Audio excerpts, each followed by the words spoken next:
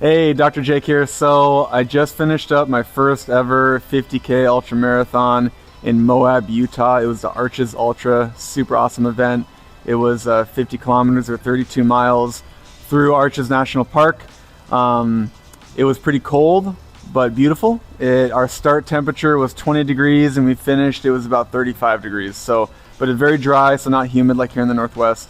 I want to go over the gear that I use because gear matters. Especially when you're outdoors, and it can be the difference between a really great experience or a really terrible one. So the gear that I used worked awesome. I had no issues whatsoever. So I was like, I need to talk about this and tell people what I use. So first things first, the shoes, super important. I ended up going with the Nike Trail Horse or the Nike Wild Horse trail running shoes. These are trail specific, really good tread.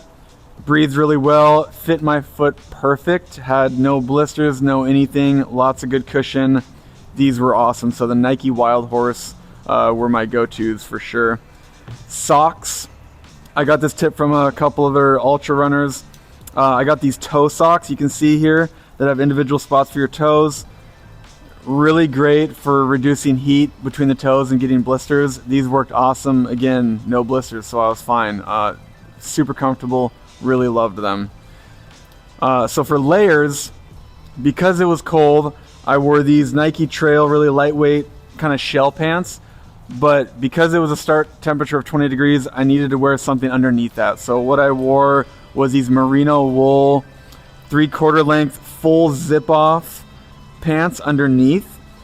These are made by Kuiu. It's a hunting brand that I use, and what was nice about the full length zip is that when I took these off halfway, I didn't need to take my shoes off and then take my outer layer off. I could just pull down the outer layer, totally unzip both sides, and pull the pants back on, and didn't need to take the shoes off because I did not want to sit or do anything about halfway through. So these worked out really good, and I never overheated, and it regulated my temperature really awesome. On the outside, halfway I switched to this. It's Outdoor Research grid fleece. Basically, a lot of people make this. Really great for regulating temperature. Keeps you warm enough, but also can help breathe a little bit better. And it has a really good hood.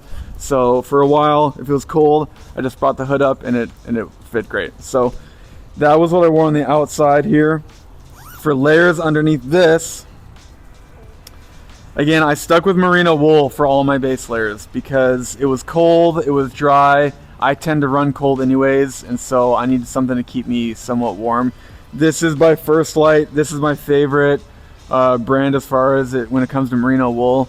This is just a really thin merino wool t-shirt. I've used this a ton in the outdoors, and this worked really, really great. Again, made by First Light. My favorite brand for merino wool. No itchy, nothing like that.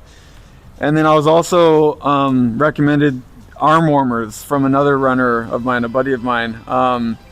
These are also merino wool, and what was nice about these is that it kept my arms really warm. But if I needed to, I could just peel them off and be more cool, basically. So, and this stuffed in my pack really easily if I needed to, so it doesn't take up any space at all, and it has nice little rubberized spots here to hold it up on the arm, so they actually didn't budge the whole race. So again, these were really great during the race. So that was most of the important stuff of my kit. Again, I just wanted to share this with everybody because this stuff's important when you're moving in the outdoors, and this all worked really well for me. So if you have any questions, just let us know. Thanks.